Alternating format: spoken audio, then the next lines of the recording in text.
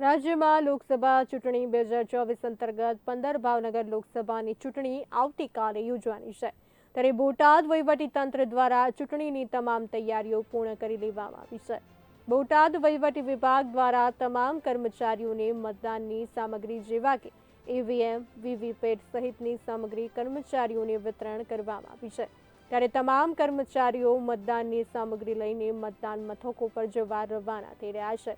બોટાદની model school ખાતે વહેલી સવારથી તંત્ર દ્વારા મતદાનને લગતા સાહિત્ય વિતરણની કામગીરી શરૂ કરવામાં આવી છે.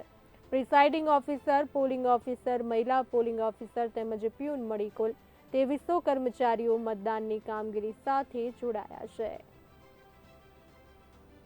આજે સવારે અર્લી મોર્નિંગથી જ અમે આ ફાળવણી કરવાની છે, જે ઈવીએમ મશીન તથા વીવીપેટ.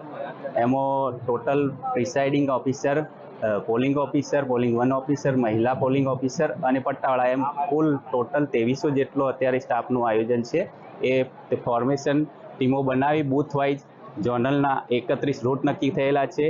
એ રૂટમાં અમે અત્યારે બપોરથી સોચ સુધીમાં પહોંચી જશે આ લોકો, અને આ લોકોની ફેસિલિટી માટે અહીંયા જમવાની પણ અમે વ્યવસ્થા રાખેલી છે. અને કાલે સવારે એકચ્યુઅલ મતદાનનો દિવસ છે પોલિંગનો, તો સવારે મોક પોલ કરવામાં આવશે મોર્નિંગમાં, અને 7 વાગ્યાથી 6 વાગ્યા સુધી આપણે ચૂંટણીનો સમય છે જે મતદાન કરવાનો.